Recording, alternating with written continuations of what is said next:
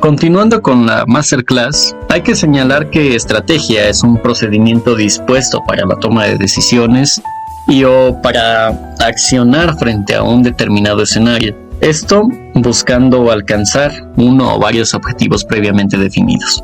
Es decir, la estrategia es un plan mediante el cual se busca lograr una meta. Esto puede ser aplicado en diversos ámbitos como el militar o el empresarial. En nuestro caso, la meta a conseguir puede ser dar jaque mate. Cabe señalar que la estrategia se diferencia de la táctica, y es que esta última es una medida más concreta. La estrategia es el proceso planteado, mientras que la táctica es la manera en que se va a ejecutar. Por ejemplo, una empresa textil se plantea el objetivo de incrementar sus ventas en el mercado. La estrategia propuesta es llegar a más segmentos, y la táctica podría ser establecer una alianza estratégica con una cadena de tiendas para ofrecer algunos de sus productos en sus establecimientos.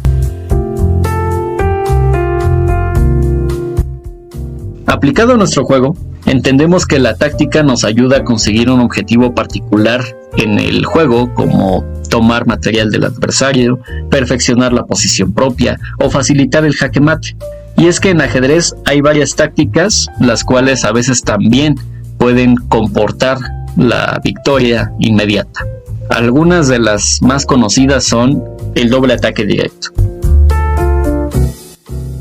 Un doble ataque es aquel en que se amenazan dos piezas a la vez, de forma que al atacante le convenga. El caballo es la mejor pieza para dar un ataque doble. Por otro lado, tenemos el doble ataque por descubierta,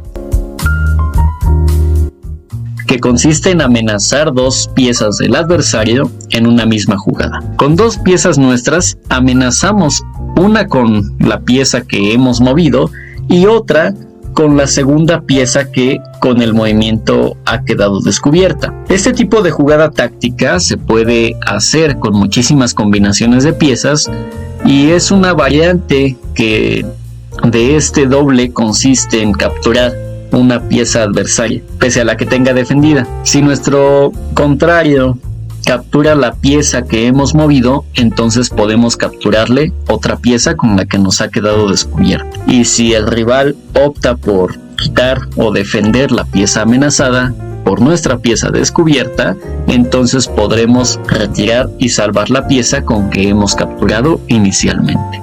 El resultado es siempre una ganancia de material. A su vez, tenemos el doble ataque a piezas que se tapan por rayos X, el cual consiste en atacar una pieza que, si el rival se retira a otra casilla, queda amenazada una segunda pieza. Esta jugada comporta la siguiente pérdida de una de las dos piezas, y es que hay seis posibilidades.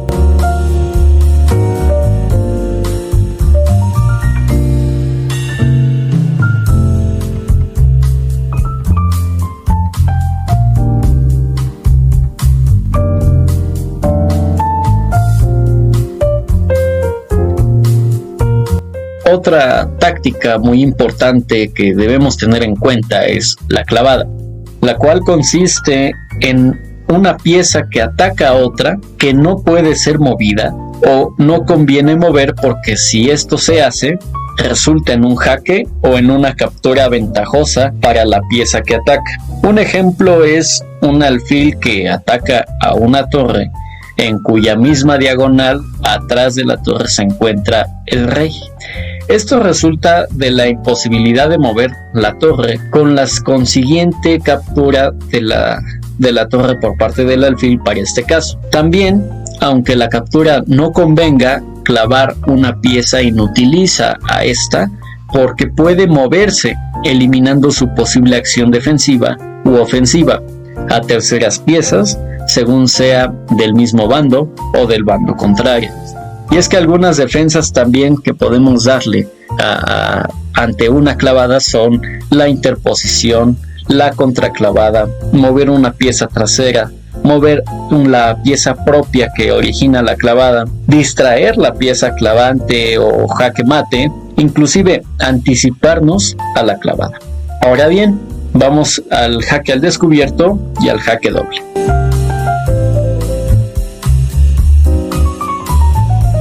Existen otras tácticas que también son elementales en ajedrez, como la desviación, en la cual es un arma táctica importante que consiste en forzar a una pieza rival a dejar su posición actual, dando a nuestras piezas el acceso a casillas o líneas importantes. En la posición que se encuentra en pantalla, juegan negras. El caballo está defendiendo al alfil de G5 y tapa la gran diagonal sobre la que está montada una máquina negra. El caballo está sobrecargado. Esto es importante. Con alfil por G5 se gana una pieza, ya que caballo por G5 permite que el caballo se desvíe de la gran diagonal y finalice la partida con dama por G2, jaque mate. Ese es un ejemplo de desviación. Tenemos también el caso contrario, que es la atracción, un elemento táctico que consiste en atraer favorablemente una pieza rival, por lo común la pieza más importante de nuestro tablero, a una casilla en particular. La atracción tiene una semejanza con el tema de la desviación, y un ejemplo es el siguiente. Si en esta posición nuestro rey negro estuviera en F8, torre D8 sería mate. Después, si dama F8 jaque, colocando al rey en una casilla que nos interesa, y este se mueve a F8, tendríamos torre D8, jaque mate. Es así como se gana y se atrae a la pieza en particular. Tenemos también la destrucción de la defensa. Un arma táctica de gran poder es la combinación basada en la eliminación directa de la pieza que controla líneas o casillas importantes en el tablero. Y tiene semejanza con la desviación, pero en este caso la pieza contraria es capturada y no desviada. Esto es importante porque esta maniobra no necesita demasiadas explicaciones, ya que su propio nombre la define a la perfección. Simplemente se trata de dejar sin defensa a una pieza o a una casilla que está siendo atacada, que de esta forma queda indefensa. Con un simple ejemplo se comprenderá todo con rapidez, y es el siguiente. En esta posición, la dama blanca ataca a la torre de A5, la cual está defendida por el alfil. Pues eliminemos al alfil, torre por B8, torre por B6, y ya se puede tomar dama por A5. ¿Cómo podemos evitar la destrucción de la defensa? Un ejemplo podría ser el bloqueo, y es que el objetivo de este recurso táctico consiste en forzar a una pieza rival a ocupar una casilla que resulta perjudicial, por lo común para su propio rey. Es una forma eficaz de eliminar la coordinación de las fuerzas contrarias, y tenemos un ejemplo. E4, E5, caballo F3, caballo C6, alfil C4, entrando a una apertura italiana, y continuamos con caballo D4, caballo por E5, dama G5, caballo por F7, dama por G2, torre F1, dama por E4 jaque, alfil E2 y la jugada ganadora, caballo F3, jaque mate. Un claro exponente de autobloqueo donde el alfil blanco ha impedido toda salida de su rey. Y es que bueno, el jaque de un rey por una reina, torre o alfil del oponente puede bloquearse a veces moviendo una pieza a una casilla en la línea entre la pieza del oponente y el monarca hackeado.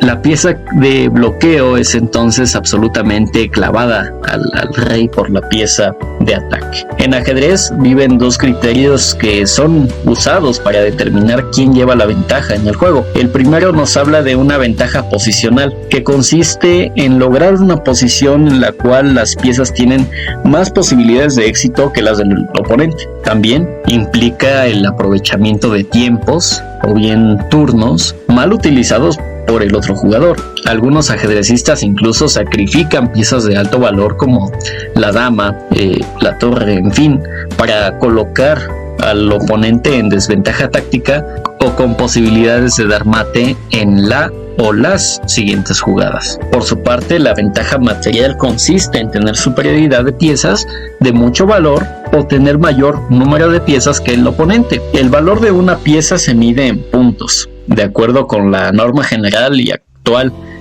utilizada por la FIDE, la Federación Internacional del Ajedrez, donde nos dice que la dama vale 9 unidades, la torre vale 5, el alfil 3 o 3.5, el caballo 3 unidades y por último el peón, quien solo vale 1 unidad. Pero no por esto deja de ser importante, ya que tiene una facultad muy importante que es la promoción o coronación, como antiguamente se le conoce. Por lo tanto, es mejor tener ventaja material con piezas de gran valor que capturar solamente peones. Además, los intercambios de piezas durante el juego deben garantizar ventaja posicional y nunca debería de cambiarse una pieza mayor por una de menor valor. Sin embargo, esto no es una regla general o no es una ley que se deba cumplir al 100%.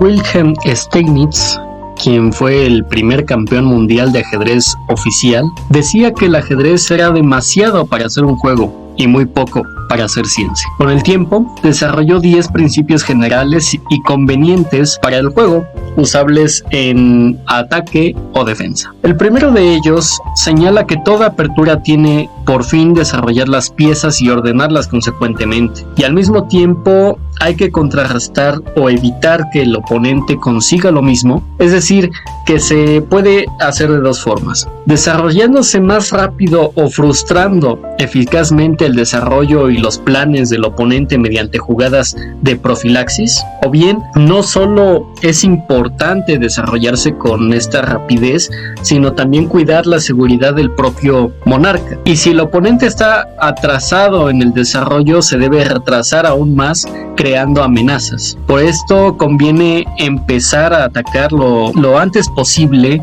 en el lado del tablero donde es más vulnerable. El adversario tendrá que concentrarse en las amenazas que nosotros le vamos creando y no podrá completar su desarrollo. Por otro lado, el centro es también un lugar que observar preferentemente. Desde la posición depende que haya que ocuparlo con peones o piezas, y un centro de peones fuerte pues dará espacio. El centro dará buenas oportunidades de ataque.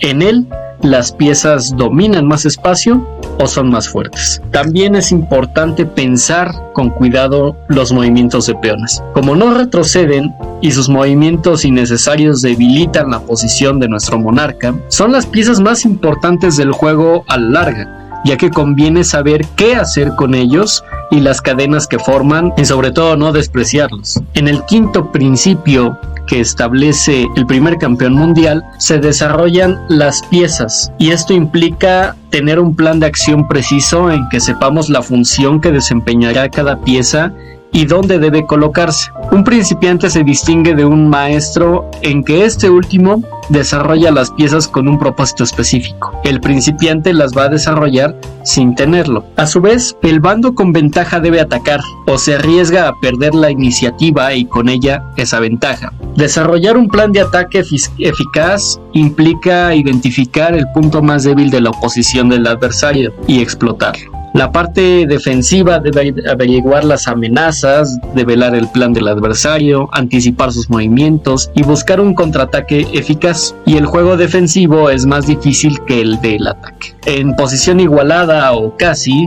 se debe maniobrar para tener alguna ventaja, algún desequilibrio y luego pasar al ataque. Pero si la defensa es adecuada, la posición persiste en su equilibrio y concluye en tablas. En general, la ventaja puede consistir en una grande e indivisible o en un conjunto de varias pequeñas. El bando predominante en la lucha de posiciones debe acumular pequeñas ventajas y transformar las temporales en permanentes. Y cuando jugadores del mismo nivel juegan al ajedrez, su objetivo es obtener las pequeñas que conduzcan a ganar. Por lo anterior, es digno mencionar que existen también, de acuerdo con el primer campeón mundial, dos grandes tipos de ventajas en ajedrez: las permanentes y las temporales. Entre las ventajas permanentes encontrábamos la que ya mencionaba, la ventaja material, las casillas débiles dominadas, el peón pasado, los peones débiles, la diagonal o columna abierta, la pareja de alfiles en los juegos abiertos y que no la tenga el oponente, así también como las ventajas temporales, aquellas que se limitan al desarrollo, a la disposición de piezas, la ocupación del centro, el espacio del tablero en general. Y es que cuando se dispone de una ventaja permanente, si se toma tiempo y se juega con cuidado y sin errores, se gana el final. Si se tiene temporal, una ventaja temporal, es preciso atacar lo antes posible, pues el oponente puede recuperarse si se le dan tiempos. La tarea que tienen los jugadores posicionales es acumular ligeras ventajas sistemáticamente y procurar convertir las ventajas temporales en ventajas permanentes. En la siguiente parte y última de esta masterclass expondré algunos de los jaques mates más veloces que existen. Así también observaremos qué importante es jugar con una estrategia, puesto que todas nuestras piezas deben tener una justificación de su movimiento. De lo contrario, estaremos cayendo en algunas trampas que daré a conocer